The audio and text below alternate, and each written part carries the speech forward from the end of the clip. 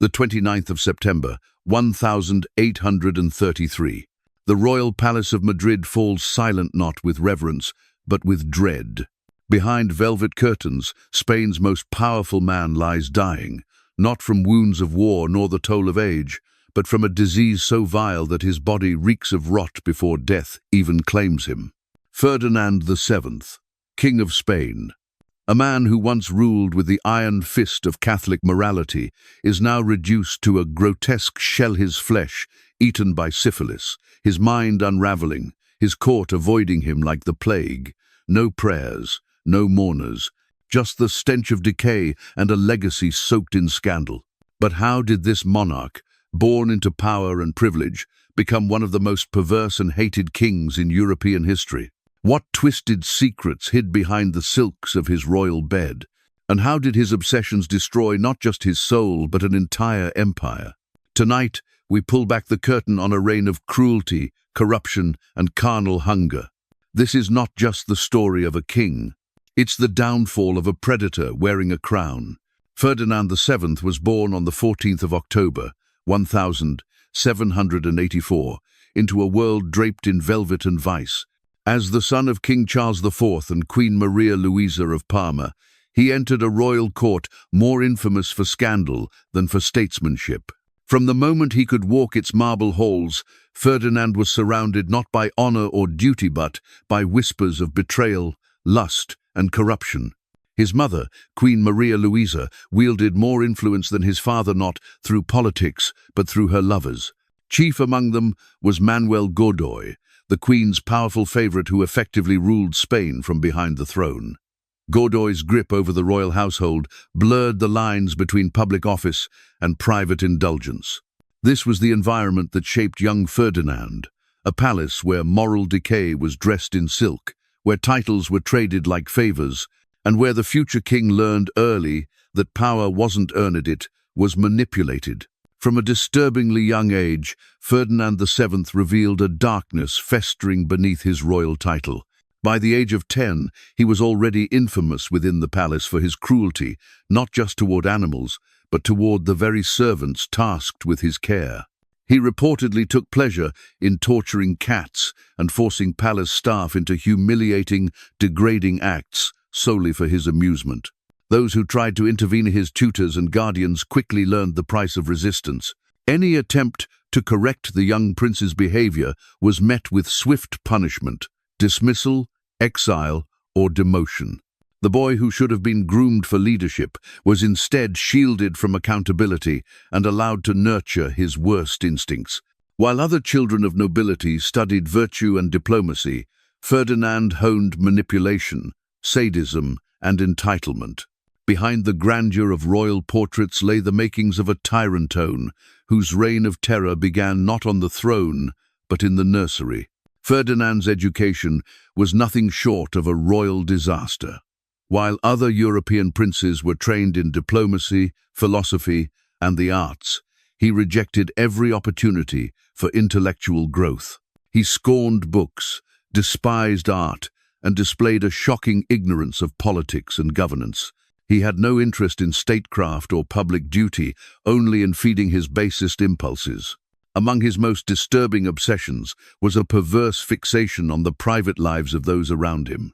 Instead of studying history or law, Ferdinand spent his time spying on courtiers through secret holes he ordered carved into palace walls. Hidden in the shadows, he watched their most intimate moments, treating the lives of others as entertainment. This voyeuristic compulsion wasn't just a pastime, it was a window into his twisted psyche.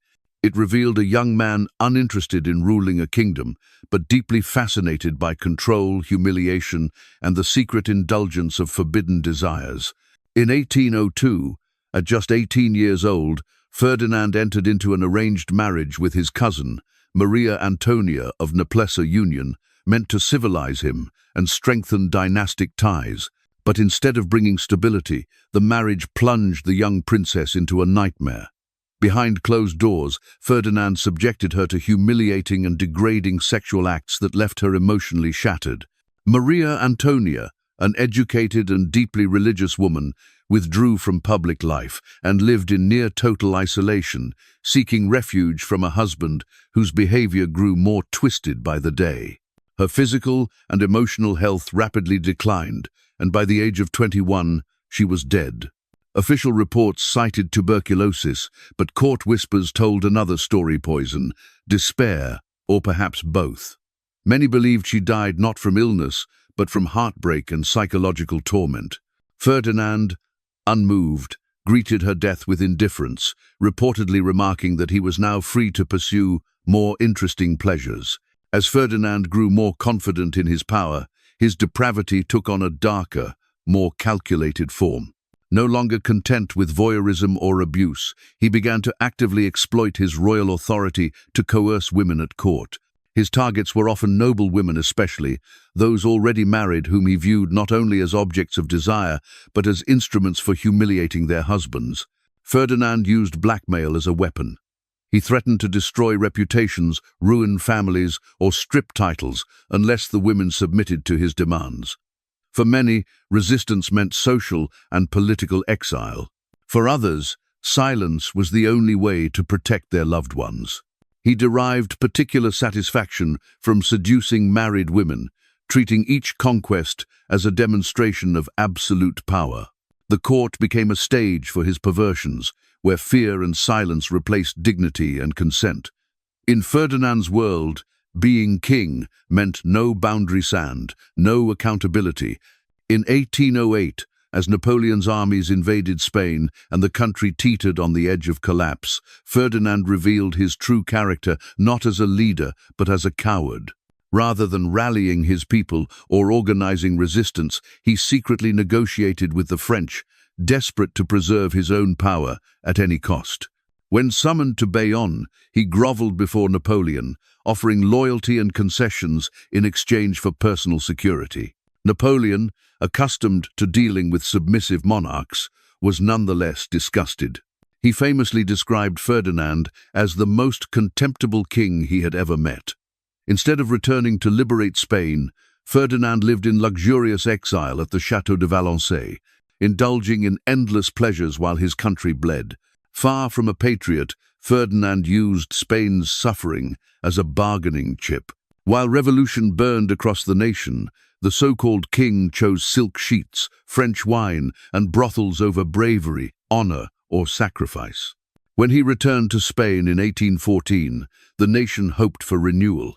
Instead, he reinstated the absolute monarchy with a vengeance and resurrected one of its darkest tools, the Inquisition. But this was not about religion. For Ferdinand, inquisitorial power meant unchecked control. He used accusations of heresy not to defend the faith, but to manipulate, punish, and exploit. Most disturbingly, he weaponized this system against women. Promising clemency in exchange for sexual favors, he turned absolution into coercion, preying on fear to fulfill his twisted desires. That same year, he entered a second marriage with Isabel of Braganza, a young Portuguese princess. Like his first wife, Isabel became a silent victim of abuse behind palace doors. Her health quickly deteriorated, and in 1818, she died under suspicious circumstances. Whispers of trauma, physical suffering, and deep depression followed her to the grave, another life destroyed by a king drunk on power. Under Ferdinand's reign, corruption reached grotesque new heights. Political power became a currency traded not for merit, but for women. Ministers and officials were not chosen for competence or loyalty, but for their willingness to offer up their wives or daughters to satisfy the king's desires. The royal court became a twisted marketplace where influence was bought with flesh, not service. He institutionalized this depravity, creating a perverse system in which sexual exploitation was embedded into governance. Within the palace, he maintained a disguised harem under the official title of ladies-in-waiting. These women, presented as noble attendants, were in reality hand-picked to serve the king's lust. Behind the pomp and ceremony, the Spanish crown was rotting from within. Power under Ferdinand wasn't just abused, it was weaponized, traded, and stained with the suffering of those used as collateral in his court of pleasure. His third marriage offered no escape from his legacy of abuse and tragedy. In 1819, he wed Maria Josepha Amalia of Saxony, a devout and innocent young woman, just 20 years old. Quiet, deeply religious, and sheltered, she was completely unprepared for the horrors that awaited her behind the palace walls. What should have been a diplomatic union quickly turned into another cycle of suffering. Isolated from her family and trapped in a foreign court, Maria Josepha became the king's latest victim, emotionally shattered and physically weakened by his cruelty. Just 2 years into the marriage, she died under suspicious circumstances. While the official cause remained vague, rumors spread throughout the court. She had been abused into an early grave. Her death marked yet another chapter in Ferdinand's reign of unchecked power. By the 1820s, Ferdinand was a shell of the man who once ruled with arrogance. Years of indulgence had taken their toll. His health deteriorated, ravaged by venereal disease. Syphilis, likely contracted during one of his many encounters, had begun to attack his brain, eroding his body and mind.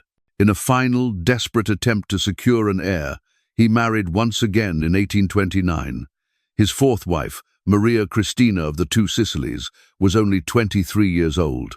Unlike her predecessors, she survived not because he had changed, but because his illness had rendered him incapable of further harm.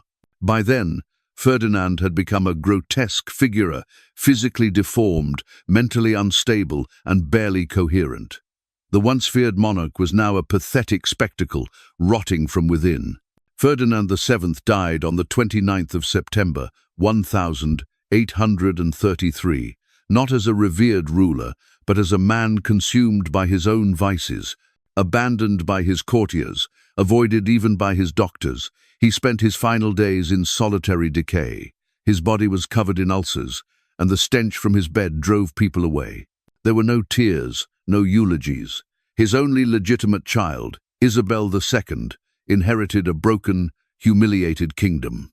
Ferdinand's legacy was one of disgrace. He is remembered not as a leader, but as a predator who ruled through fear and indulgence. He left behind a stain on Spain that history cannot forget.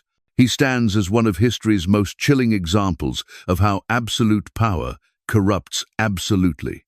Far from elevating Spain, his reign dragged it into darkness, transforming a once great empire into a fractured, ridiculed shell.